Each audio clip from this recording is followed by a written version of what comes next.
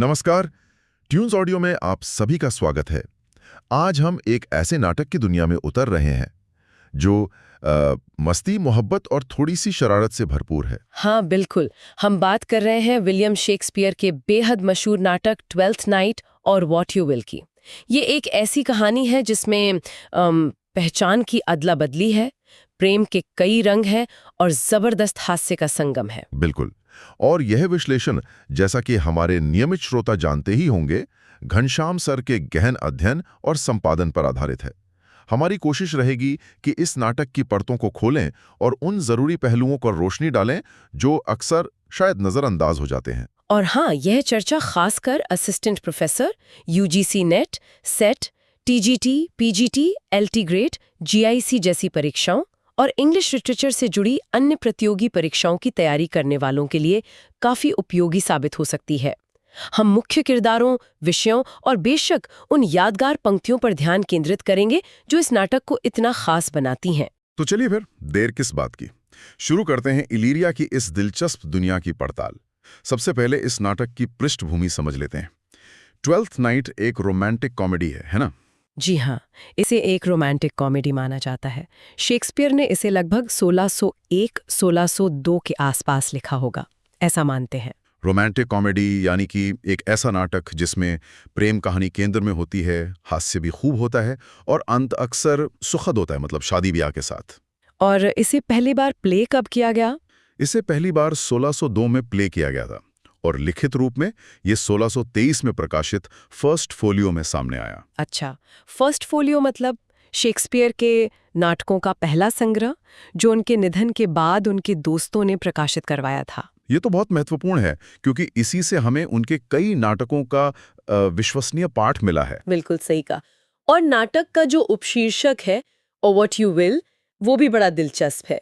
ये एक तरह से इशारा करता है कि भाई नाटक की व्याख्या आप अपनी मर्जी से कर सकते हैं, या शायद ये उस दौर के ट्वेल्थ नाइट फेस्टिवल की तरफ संकेत है जो क्रिसमस के 12वें दिन मनाया जाता था और जिसमें थोड़ी उथल पुथल और मस्ती जायज मानी जाती थी।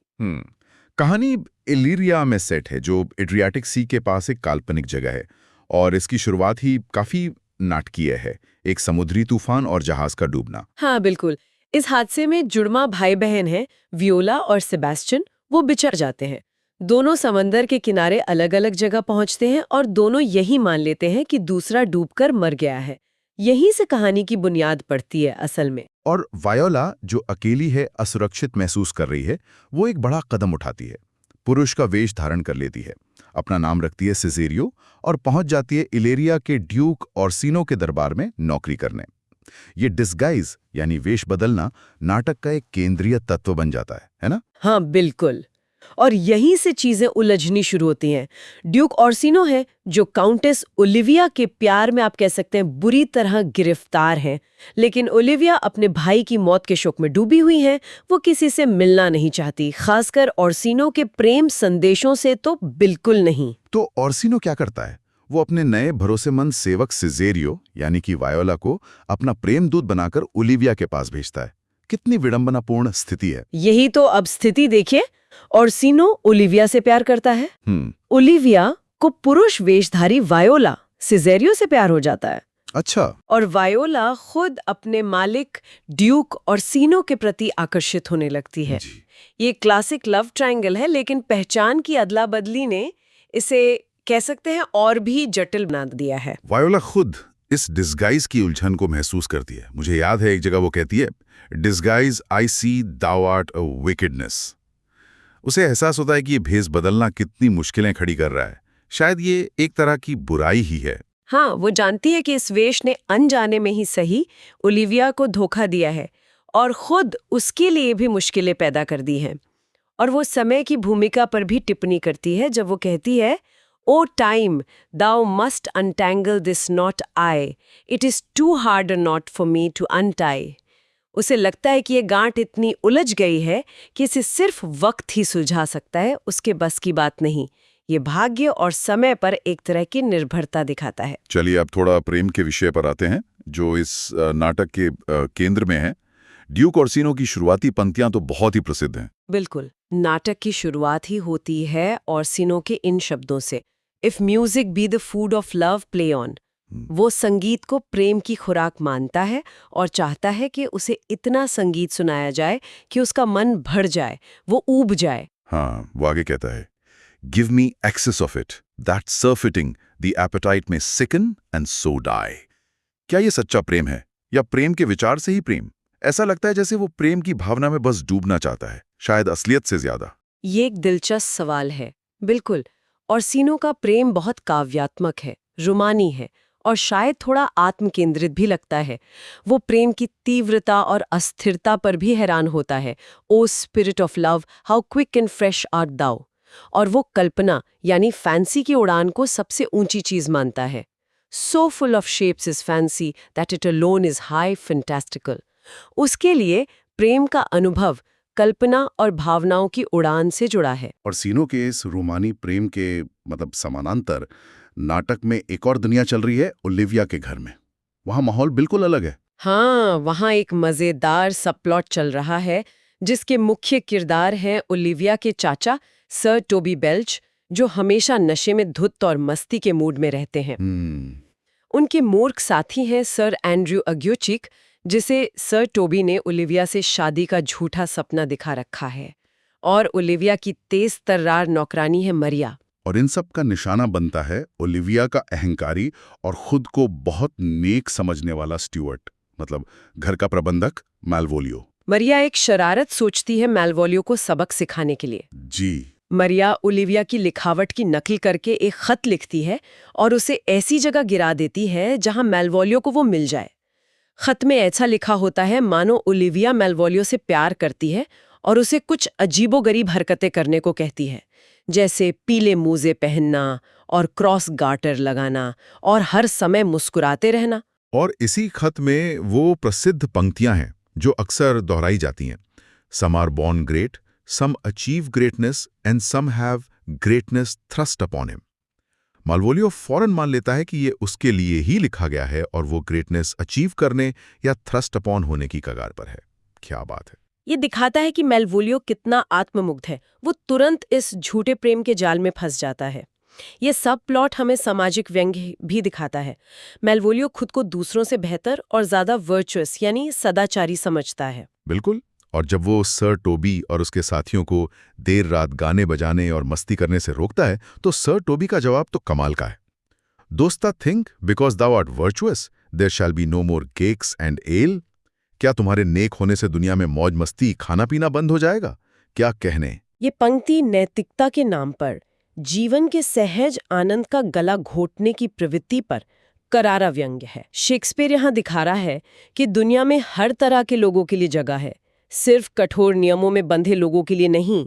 सर टोबी जब मारिया के साथ मिलकर मालवोलियो के खिलाफ साजिश रचता है, तो वो मारिया की योजना से सहमत होते हुए कहता है, my purpose is indeed a horse of that colour. हाँ, मेरा इरादा भी यही है, मैं तुम्हारे साथ हूं। इसी मस्ती के माहौल में फेस्टे यानी विदूषक, फूल की भूमिका भी बहुत अहम है। वो सिर्फ हंसाता नहीं है ना? नहीं, बिल्कुल नहीं। शेक्सपियरन फूल अक्सर नाटक का सबसे बुद्धिमान पात्र होता है। उसे समाज पर, किरदारों पर और यहाँ तक कि अपने मालिक पर भी टिप्पणी करने की आज़ादी होती है। फेस्टे भी ऐसा ही है। ओलिविया खुद उसकी बुद्धिमत्ता को पहचानती है जब वो कहती है, बेटर अ विटी फूल देन अ फूलिश विट। यानी एक मजाकिया लेकिन बुद्धिमान विदूषक एक बुद्धिमान दिखने वाले मूर्ख से कहीं बेहतर है। और वायोला भी फेस्टे की गहराई को समझती है। वो कहती है, this fellow is wise enough to play the fool. मूर्ख का अभिनय करने के लिए भी अक्ल चाहिए, और फेस्टे में वो खूबी है। फेस्टे दुनिया की सच्चाइयों को हल्के फुल्के अंदाज में कह जाता है। जैसे वो कहता है कि मूर्खता तो पूरी दुनिया में फैली है सूरज की तरह। Foolery sir does walk about the orb like the sun, it shines everywhere. उसकी बातों में अक्सर गहरा अर्थ छिपा होता है। हाँ, कभी कभी थोड़ा डार्क ह्यूमर भी होता है, जैसे शादी पर उसकी टिप्पणी, many a good hanging prevents a bad marriage. मजाक में ही सही, पर ये उस समय की सामाजिक सच्चाइयों पर भी इशारा हो सकता है। बिल्कुल। फेस्टे गाने भी गाता है जो माहौल बनाते हैं और कहानी के विषयों को भी दर्शाते हैं। जैसे सर टोबी और सर एंड्रू के साथ वो गाता है, O mistress mine where are you roaming, O stay and hear your true love's coming. यह गीत प्रेम की तलाश और जीवन की क्षणभंगुरता, मतलब कार्पे डियम, सीज द डे, का एहसास कराता है। वापस वायोला और ओलिविया की तरफ चलते हैं। वायोला सिसारियो के रूप में जब ऑर्सिनो का संदेश लेकर ओलिविया के पास जाती है तो ओलिविया उस पर मोहित हो जाती है। वायोला बड़ी कुशलता से ओलिविया को जवाब देती है ना? हाँ, जब ओलिविया पूछती है कि अगर तुम मुझसे प्यार करते सिसैरियो के रूप में तो क्या करते, वायोला का जवाब बहुत काव्यात्मक है। वो कहती है, make me a willow cabin at your gate and call upon my soul within the house, कि मैं तुम्हारे दरवाजे पर एक झोपड़ी बना लेता और वहीं से तुम्हें पुकारता रहता।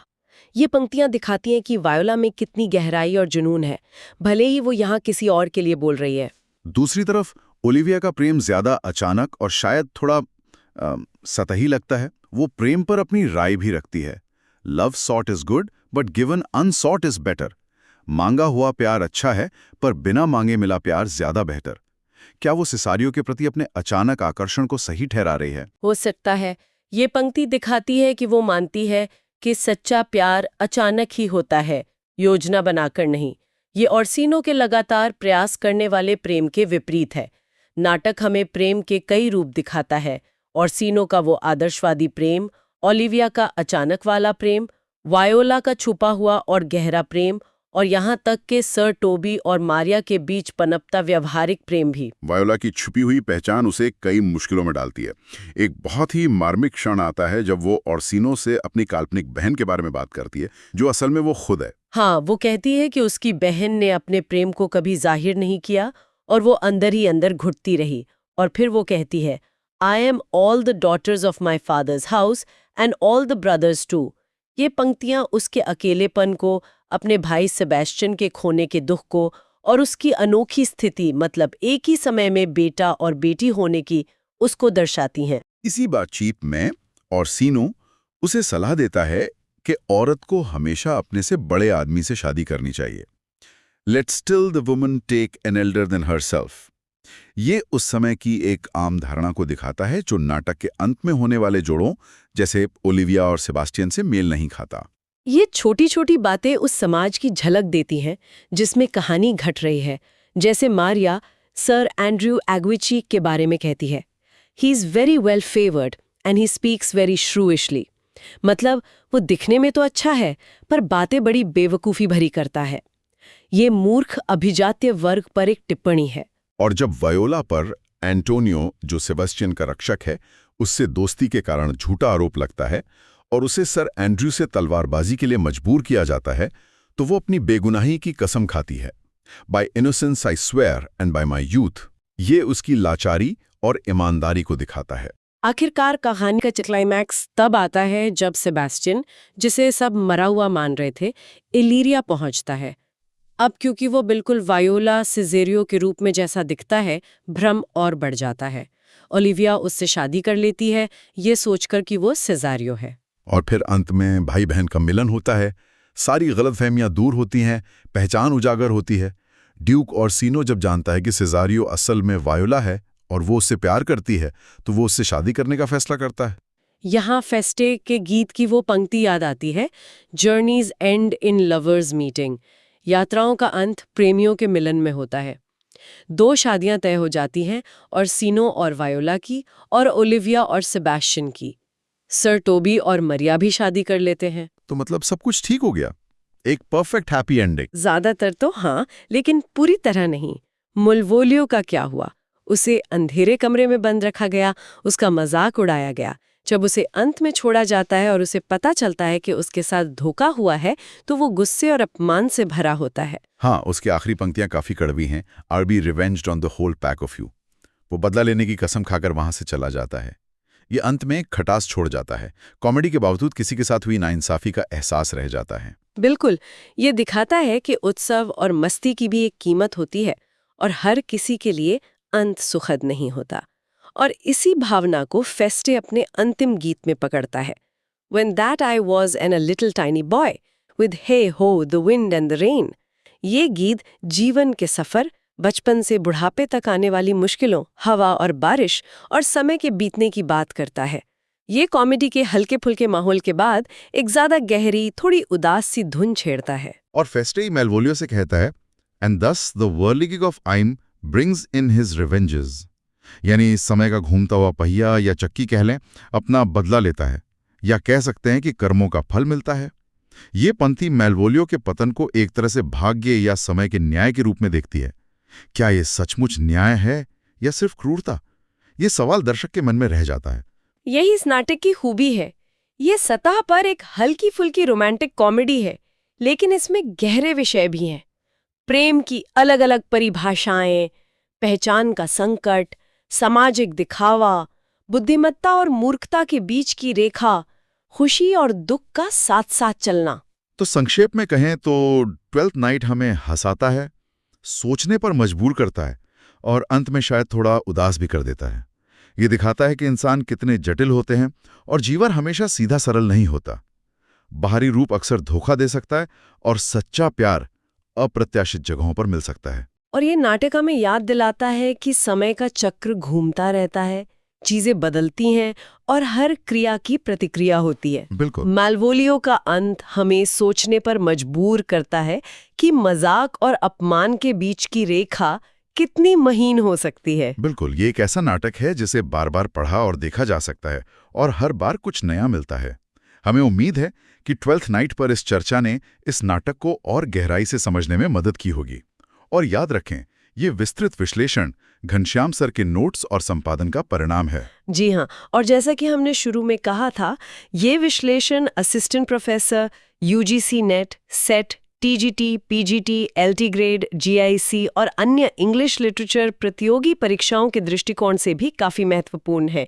इसमें चर्चा किए गए विषय, पात्र और विशेष रूप से उद्धरण मतलब कोट्स, वो अक्सर परीक्षाओं का हिस्सा बनते हैं। इस नाटक के बारे में सोचते हुए एक सवाल मन में आता है, क्या मैल्वोलियो के साथ जो हुआ वो वाकई उसकी करनी का फल था या समाज की क्रूरता का उदाहरण? इस पर विचार करने के लिए हम श्रोताओं को छोड़ते हैं। आगे भी ऐसे ही जानकारीपूर्ण और महत्वपूर्ण साहित्यिक विश्लेषणों को सुनने के लिए ट्यून्स ऑडियो को लाइक करना, अपने दोस्तों के साथ शेयर करना और चैनल को सब्सक्राइब करना ना भूलें। सुनते रहिए ट्यून्स ऑडियो। धन्यवाद।